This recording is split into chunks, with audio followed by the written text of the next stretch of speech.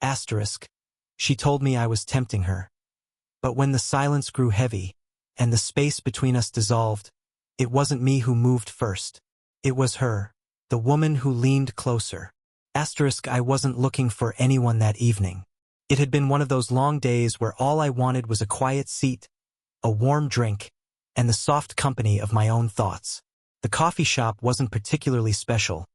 Wooden tables, shelves lined with second-hand novels, the low hum of conversations that blurred into background noise. But when she walked in, something shifted. She didn't storm into the room the way some people do. Instead, it was subtler, quieter, like the way sunlight slips through the window and warms your skin before you realize it. She carried herself with a kind of grace that wasn't rehearsed but natural, the sort that comes only from being comfortable in your own skin. A navy scarf draped loosely around her neck, her hair swept back in a way that revealed just enough softness around her face. I might have looked away, just another stranger passing through. But then she laughed at something the barista said. That sound. It was rich, textured, the kind of laughter that doesn't need to be loud to draw your attention. And without meaning to, I found myself listening for it again.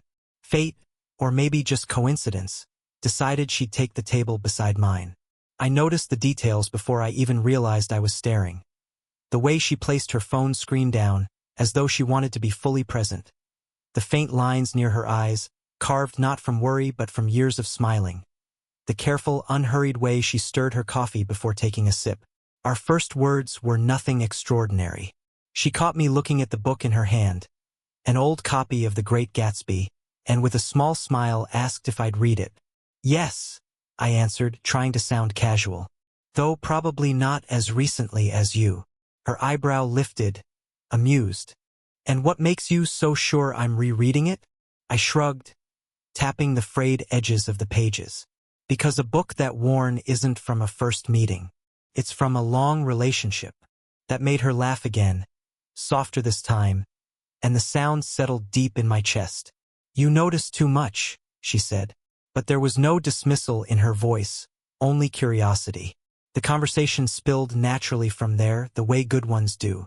About literature, about how stories change depending on when in life you read them. She spoke with a confidence I found magnetic, but every so often her gaze drifted away, like there were private thoughts she wasn't quite ready to let slip. At one point, as she gestured with her hand, her fingers brushed lightly against mine on the table. It was brief, accidental, but the cool touch of her rings and the soft warmth of her skin lingered far longer than it should have. I told myself not to read into it, not to mistake a simple touch for anything more. Still, when her eyes flicked to mine and stayed there for just a breath too long, I couldn't help but wonder. Had she felt it too? It surprised me how quickly our paths began crossing after that first meeting. Sometimes it was deliberate, we'd both admit we were stopping by the same café around the same time. Other times it seemed accidental, as if the city itself conspired to place us in the same spaces. And each time, it grew harder to pretend there wasn't something quietly pulling us together. She had this way of listening that disarmed me. Most people wait for their turn to speak, but she didn't. She tilted her head slightly, eyes steady on mine, as though every word mattered. It wasn't just polite attention. It was genuine, almost intimate, and when she finally did speak, her voice carried that low, unhurried rhythm that made everything she said feel weighted with meaning. We would sit for hours, talking about things that never seemed urgent yet somehow felt essential. Books we loved, places we wanted to see, regrets we carried like secret luggage. She told me about a trip to Italy she'd taken years ago, her hand absent-mindedly tracing circles on the rim of her coffee cup as she described the scent of lemon trees in the summer air. I caught myself staring more than once. Not just at her face, but at the way she inhabited silence. She didn't rush to fill the gaps in conversation. She let them linger, let the air between us thicken until even the faint sound of her breath felt like a shared language. And slowly, almost without me realizing, the physical space between us began to shrink. At first it was small. Our chairs angled a little closer, her scarf slipping onto the back of my chair instead of hers. Then there were the little accidents. Her knee brushing mine under the table, her sleeve grazing my arm when she leaned forward to make a point. Each time, a quiet spark ran through me, and I wondered if she felt it too. One evening, we sat outside the café under the fading orange of a summer sky. The streets hummed with life, but it felt as though the world had softened just for us. She asked about my future, what I wanted from it. It wasn't a casual question. Her eyes searched mine as though the answer mattered more than I could understand. I don't know yet, I admitted. Sometimes it feels like I'm just stumbling forward and hoping I'll recognize the right path when I see it. For a moment, she was silent. Then her hand shifted, resting just close enough to mine on the bench that the heat of her skin reached me. "You'll find it," she said softly.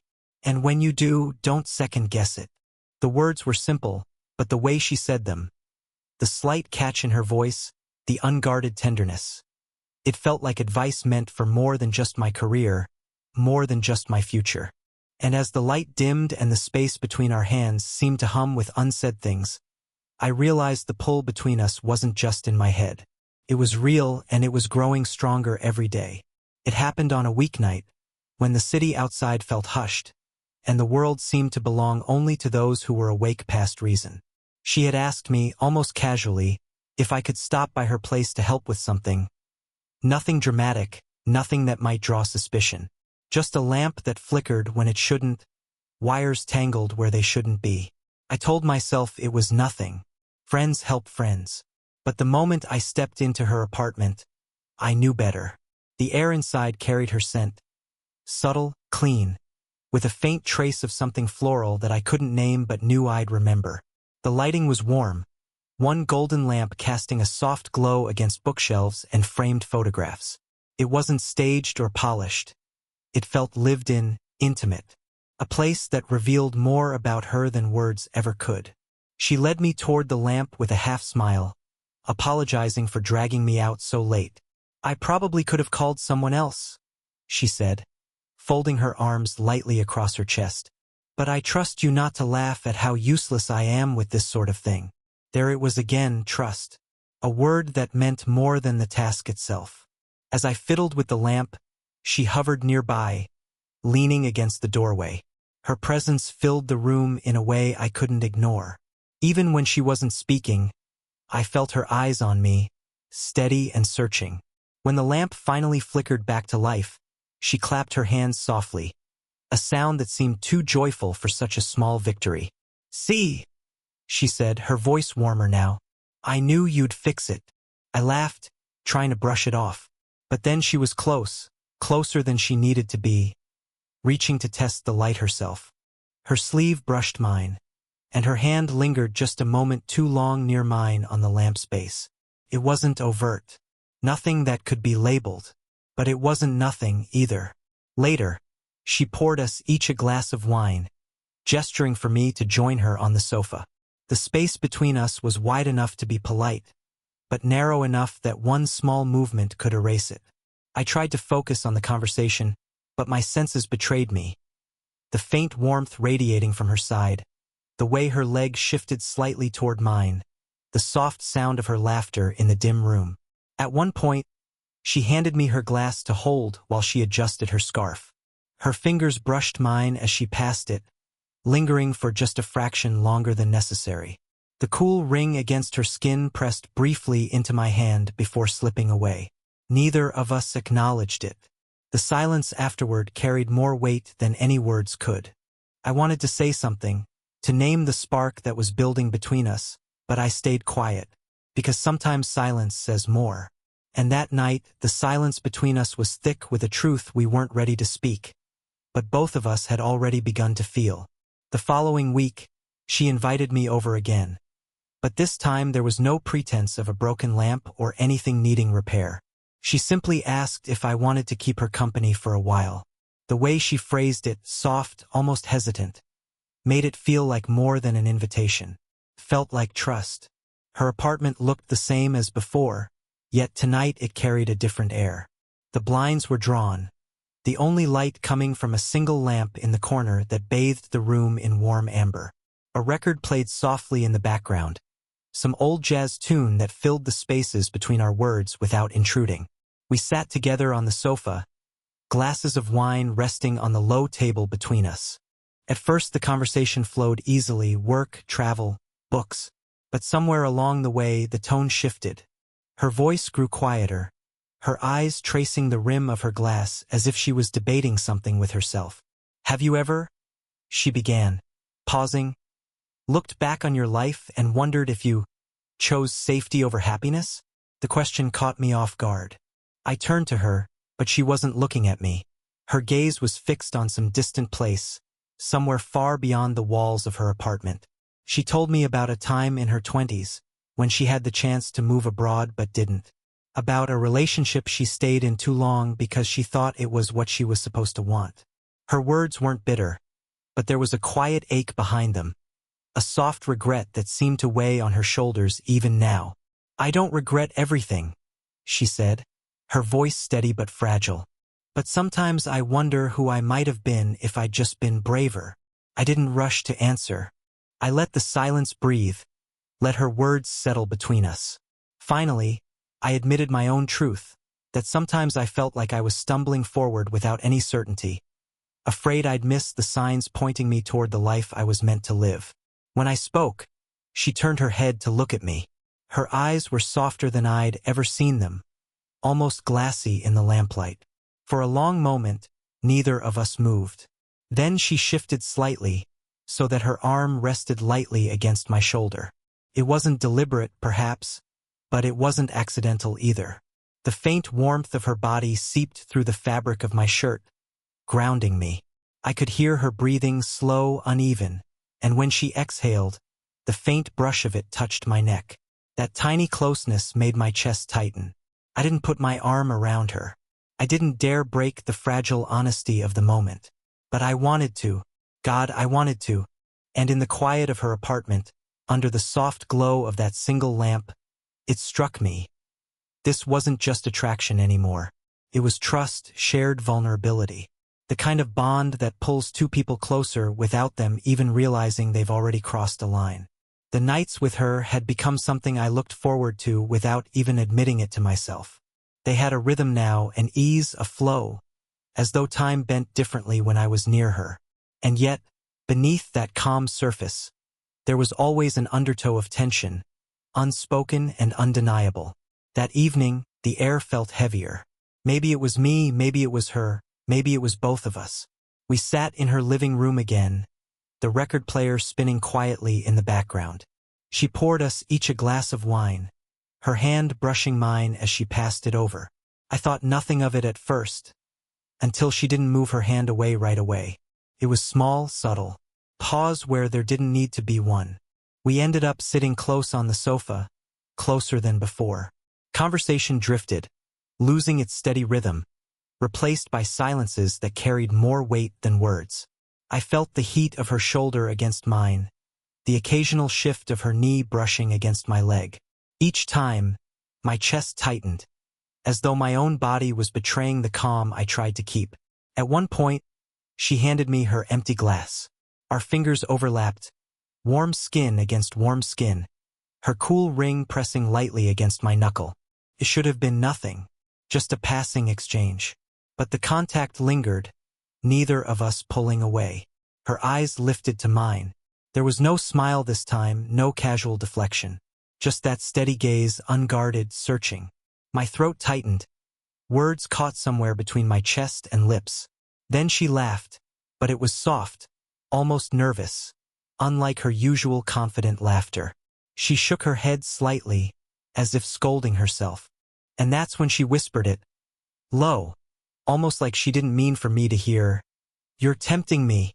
The words rippled through me, sharper than anything she'd ever said. They carried weight, the weight of confession, of risk. I didn't move. I didn't dare.